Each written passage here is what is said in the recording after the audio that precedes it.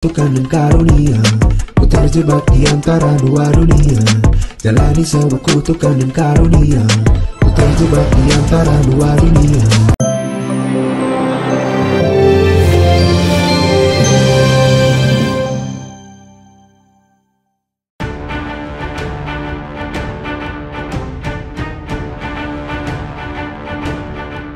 Setelah Kamis lalu, kekasih MDS AG menjalani sidang dengan agenda pembacaan eksepsi. Kemarin, AG kembali menjalani sidang di Pengadilan Negeri Jakarta Selatan dengan agenda tanggapan pihak jaksa penuntut umum atas eksepsi atau nota keberatan yang diajukan.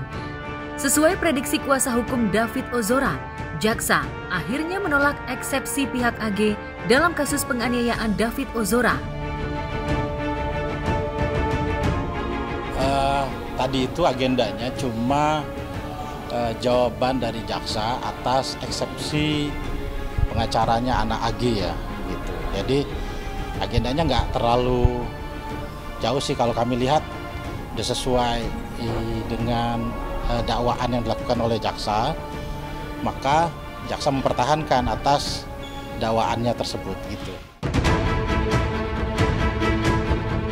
Tapi keputusan penolakan pihak jaksa belum berstatus inkrah sebab masih menunggu pembelaan dari pihak AG. Sebaliknya, pihak David merespon penolakan pihak jaksa. Sudah tepat, apalagi proses hukum kasus penganiayaan terhadap David Ozora kali ini sudah on the track. Sikap jaksa dinilai kubu David sudah tegas menolak eksepsi AG. Eksepsinya ya dilawan, eksepsi dari pengacara anak AG kan dilawan oleh jaksanya gitu. Jadi jawaban atas eksepsi itu. Jadi kalau itu yang kami cermati artinya ya sudah on the track sih ya, sudah pas, sudah berjalan lah sesuai prosedur hukumnya. Di lain pihak, penasehat hukum AG, Mangata Toding Alo, mengungkapkan jika sidang putusan sela kliennya bakal digelar di Pengadilan Negeri Jakarta Selatan pada Senin mendatang. Sidang juga akan diperkirakan berjalan maraton. Pasalnya, masa tahanan AG dibatasi hanya sampai tanggal 17 April mendatang. Kami akan mengusahakan juga ada beberapa ahli dan saksi yang akan diajukan di persidangan. Kami lagi mempersiapkan dari tim Badan Layanan Partnership pastinya. Cukup baik, sehat, tadi sempat ditanyakan oleh Ibu Hakim, dan AG terus akan selalu berusaha kooperatif. Ya, kemungkinan nanti hari Senin itu ada putusan sela, habis putusan sela nanti ada saksi-saksi yang diminta oleh jaksa, ada dari keluarganya Ananda David, ada juga dari beberapa saksi yang dibutuhkan oleh jaksa. Tadi jaksa koordinasi sama kami, meminta untuk keluarganya Ananda David ya untuk jadi saksi.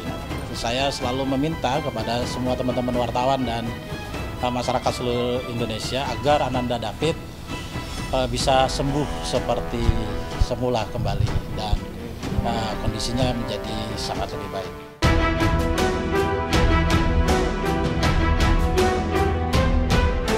Selain menunggu sidang lanjutan, kubu AG juga mengaku tengah menyiapkan saksi ahli guna mengantisipasi ditolaknya nota pembelaan atas dakwaan penganiayaan tersebut.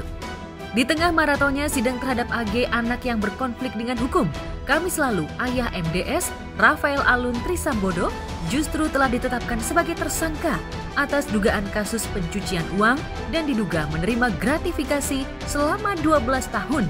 Hingga gurita kekayaan dan bisnisnya dinilai fantastis. Pihak Komisi Pemberantasan Korupsi bahkan mulai menyisir satu persatu aset milik Rafael untuk diperiksa sebagai barang bukti. Selain sejumlah barang yang disita, yang cukup mencuri perhatian KPK juga menyita sejumlah tas mewah dan branded milik Rafael dan istrinya. Tapi meski sudah ditetapkan sebagai tersangka, Rafael belum ditahan karena penyidik KPK masih memerlukan sejumlah alat bukti yang memperkuat penahanan ayah MDS ini.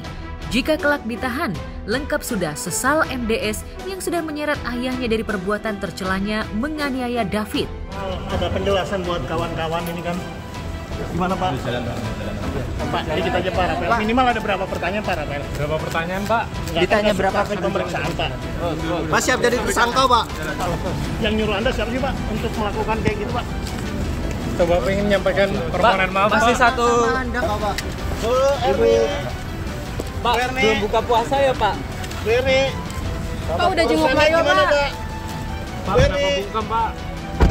Komunikasinya tadi, saya tanya apakah ini rumah Rafael, dia bilang sekarang tidak karena di Jakarta Selatan katanya.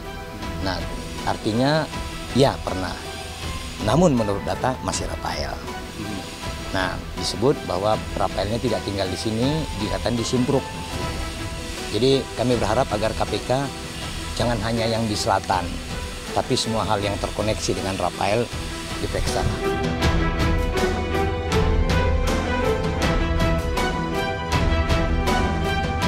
Jadi kalau kita lihat sirkulasi atau keberadaan atau pengaruh atau apapun yang terkait Rafael, ini sangat banyak sekali kanalnya. Baik dari bisnis murni, investasi, dan lain halnya, produksi. Kami sudah sebutkan surat ke KPK itu, prediksi kami ada 22 korporasi yang terafiliasi kepada Rafael, lalu ada 19 nama terafiliasi kepada Rafael. Nah, Rafael ini kan kalau disebut keluarga itu berdasarkan darah, keturunan atau perkawinan. Nah, kami berharap juga agar KPK tidak hanya sebatas memeriksa Rafael, lalu istrinya, lalu anaknya perempuan. Kami berharap diperiksa juga dong menantunya.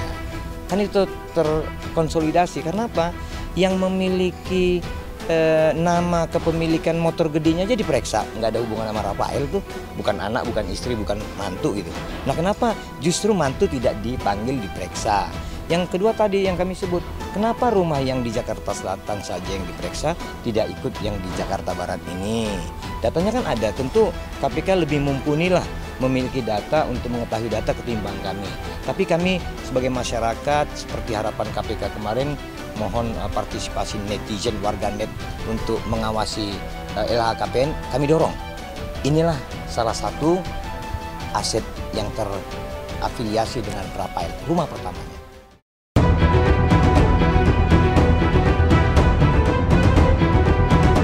Selain menetapkan Rafael sebagai tersangka, pihak KPK juga menerima laporan soal keterlibatan artis inisial R yang diduga punya hubungan dekat bahkan menjalin bisnis dengan anak dan menantu Rafael. Teka-teki ihwal siapa R pun terus beredar. Tapi beberapa juru warta menduga jika inisial R yang disebut sebagai orang kaya baru itu mengarah pada sosok presenter tajir berjuluk Sultan Andara yakni Raffi Ahmad.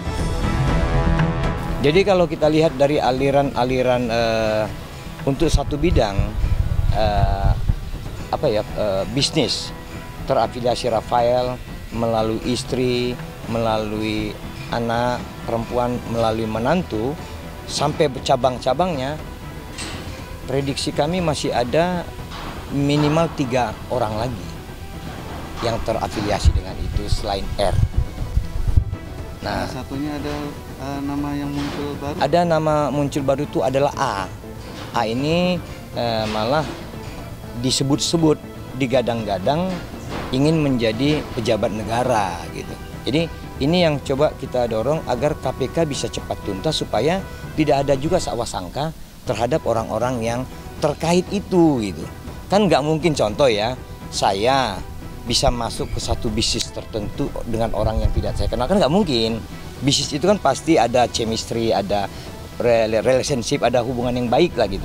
Nggak ujuk-ujuk saya berbisnis dengan orang, nggak ujuk-ujuk saya kerjasama dengan orang.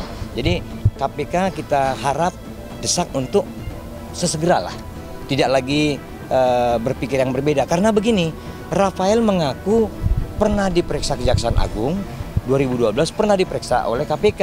Dia sebut bahwa dia mengklarifikasi di Kejaksaan Agung dan KPK. Kalau ini ditarik, maka sebenarnya Rafael sudah terdeteksi oleh aparat hukum puluhan tahun lalu. Kan begitu. Jadi jangan sampai momentum ini digunakan oleh publik, masyarakat, netizen, warganet. Oh dulu udah, pantas sekarang lambat. Jangan sampai begitu.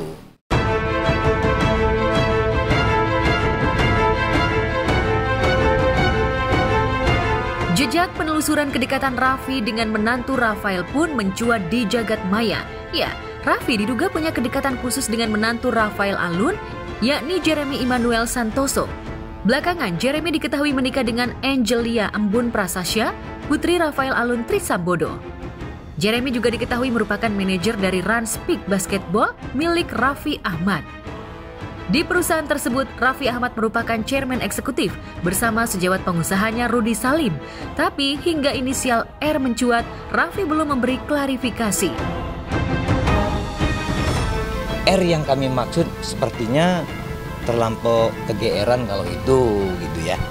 Kami menyebut R semata, bukan hal yang berbeda. Namun ketika akan nanti berproses hukum, kami akan dengan sangat bangga membreakdown nama lengkap kepada aparat hukumnya.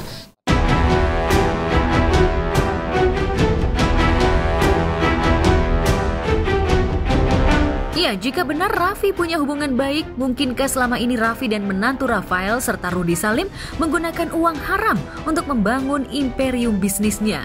Bukankah sebelum join dengan Jeremy, Raffi dan Nagita Slavina juga cukup punya kekayaan fantastis, tak perlu mendapat topangan dari menantu Rafael? Tanya sesungguhnya sudah, tapi kami kan tidak bisa menyebut dengan lengkap karena itu akan melanggar hukum. Kami akan menyebut ketika di depan aparat hukum dan atau diundang oleh perwakilan rakyat kita.